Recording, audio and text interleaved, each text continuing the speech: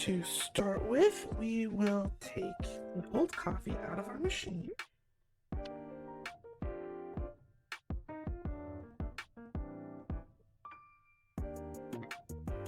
And come over. Oh, wait a second. Ah.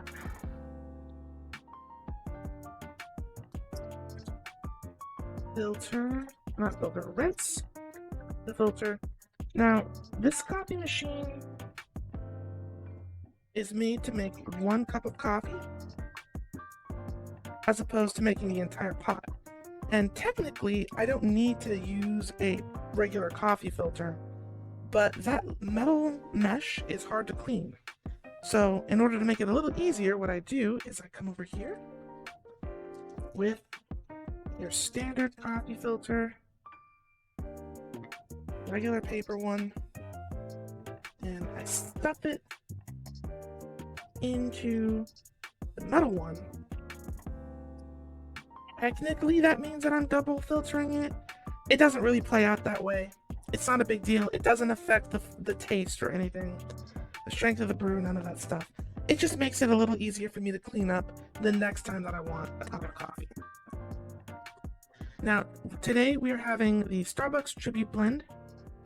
Has notes of black cherry and something spices. It's hard to see with the VR headset on, but I've had quite a bit of this coffee. It was a big bag because I like to have the coffee multiple times before I actually do a review. That way, if it was a fluke, or if something changes, or if I adjust the way that I make it, I can tell you about those flavors. Get in there, that's the hard part. Get in there to get it. It's like a Pringles can. Once you get to the bottom, towards the bottom, it's like, dang.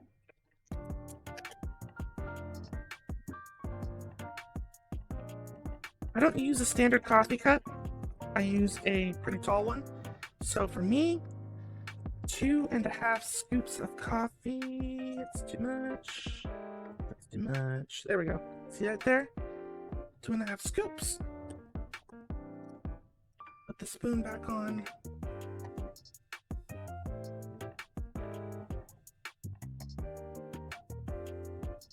Take care of this back up.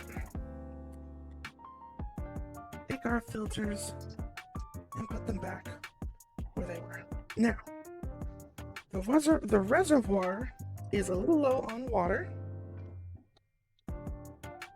So what I will do, draw the machine out a little bit. Thank you.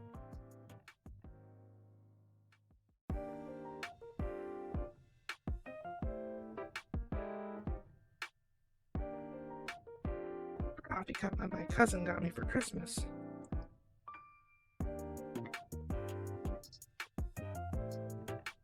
This is also bigger than a regular coffee cup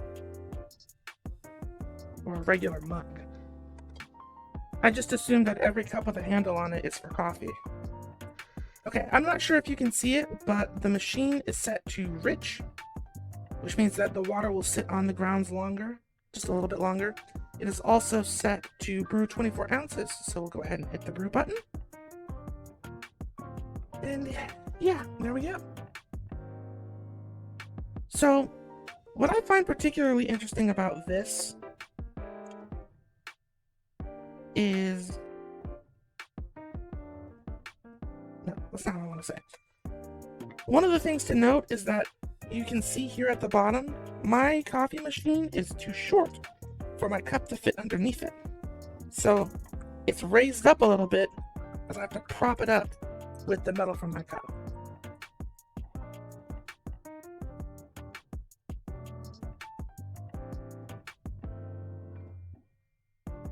One of the hard parts about doing all of these different coffee videos is because I don't drink I only drink coffee once a day. There are times where I have a lot more coffee than I do coffee. So I've got this coffee that I want to work through before it goes stale, as well as 1, 2, 3. I think I have like 4 or 5, maybe even 6 more different blends of coffee that I need to make content for. And again, I only make coffee once a day, so it's very, very slow, which is why occasionally you'll see me release these coffee videos in batches, with long breaks in between them, because I can't properly pace out my schedule. Scheduling is a problem that I've had for a really long time, and it's not gonna get any better anytime soon. However, I can guarantee that more unique and interesting content is going to come very, very soon. That's going to keep happening. What's going to come and when is... I don't know so much about that. But I'm going to do my best. And if any of you guys have... I won't say requests, but if you're like, hey, you haven't done a new game, like an early access or a beta in a long time, let me know in the comments. If you want me to push forward a coffee video, I might be able to do something. You just gotta let me know. Whatever you guys want to see is what I want to make.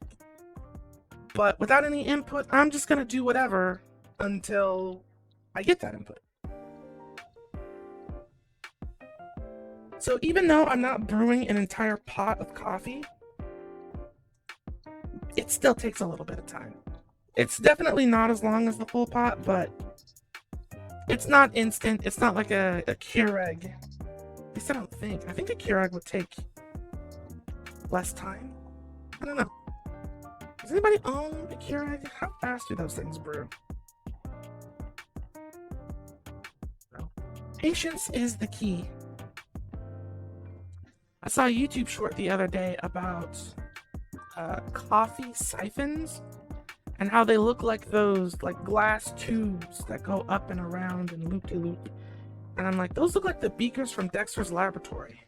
I kind of want one, but I can look at them and tell that they're gonna cost a lot of money.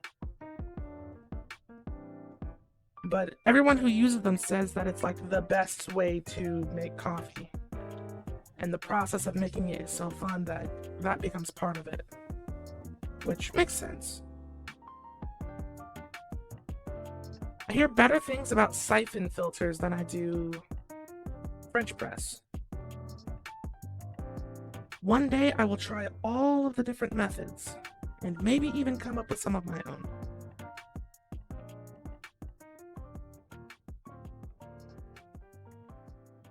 Because the coffee is approaching its completion.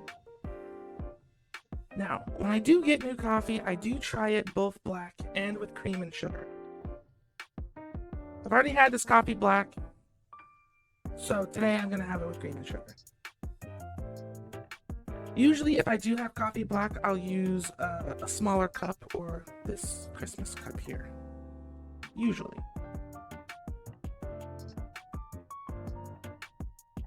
Just depends on how I'm feeling. One of the things I haven't tried yet is this coffee in the espresso machine, which probably gonna do eventually. Okay, coffee is done. That's the done beeps. So let's move. Oh, let's both of this. We keep the sugar in the green.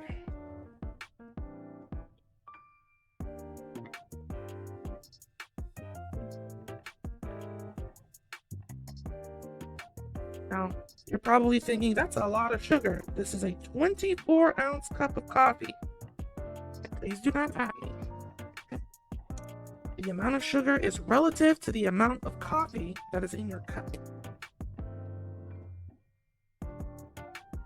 You break it down, it's really actually not all that much. Okay. And for our creamer, which I thought ahead of time and got out of the fridge. This. Getting low on creamer. Ugh, which means I have to go to the store eventually. Give this a stir.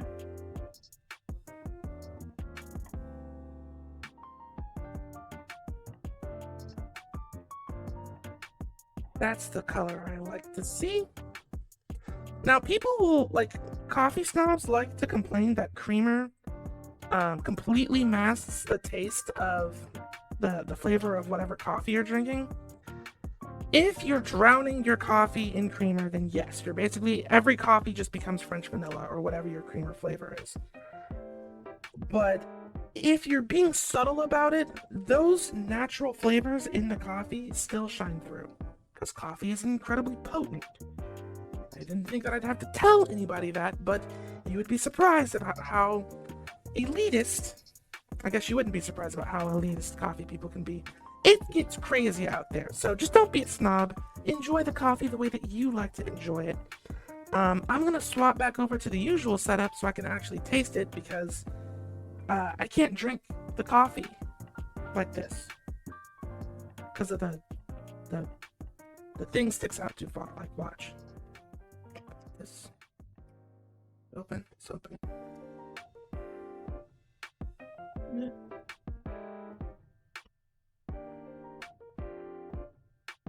Ow! That was a mistake. Ow! That was a mistake. Okay, we're swapping. We're swapping. Mistakes were made. Okay, so a couple of major lessons were learned during this. Do not try and drink a hot drink while doing the mixed reality setup. It's painful. So you can't really tell because of the point of view, but basically there is several inches of plastic sticking from my face when I'm in the headset itself. And what happens is, in my vision, I'm seeing the cup go towards my face like normal. But what's actually happening is there's a gap between what I'm seeing and like my physical face. So when I turn the cup to pour, it's getting on my lip and my chin and my chest, and it's fresh hot coffee, so it's hot and it hurts. Anyway, the Starbucks Tribute Blend is, I suppose, something that they do on a regular basis. This is a 2023 Tribute Blend, which tells me that this is available. If it's not available all the time, it's at least available semi-often, because obviously I haven't had this coffee sitting around since 2023. It would be disgusting if that were the case. I was finally able to read it properly. It has notes of black cherry and baking spices. And normally when they have like fruit flavors in coffee, I usually can't taste them at all. But with this, I can absolutely taste the cherry. And it isn't just any sort of cherry, because usually black cherries have a little bit of a sour tinge to it. This is very, very sweet, ripe cherry flavor. And the baking spices kind of form a somewhat chocolately, not like a cherry chocolate piece of candy. It's more like, how would I describe this? The cherry flavor is definitely prominent. It's not quite cinnamon. I mean, there is like notes of cinnamon in there too, but it really does remind me of maybe something like if you ate a piece of cherry candy and had maybe it's tough to describe. Milk chocolate and cherry. Do they have a candy that's milk chocolate and cherry, but more cherry than it is chocolate? It's very strange, but it's absolutely delicious. And I've had it, like I said before, I've had it a bunch. It's a relatively big bag, and I'm below the halfway mark with it. It's absolutely something that I would buy again, but we have other flavors that we have to work through. But I'm trying to think of what a good comparison to this would be.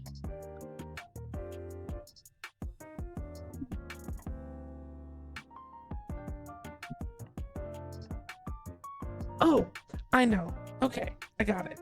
Imagine a light chocolate milkshake. And you just got it and the little cherry on top, except it's a black cherry instead of a red candy cherry. It's sort of like that. So it's like vanilla, it's a little bit of chocolate, very, very light on the chocolate, and then that sweet cherry flavor too. This one's actually really hard to describe, but I absolutely do recommend it. Starbucks may have a reputation, but they wouldn't have that reputation if they weren't doing something right. And this is one of those good ones. If you've had it or can get it, let me know what you think down in the comments below.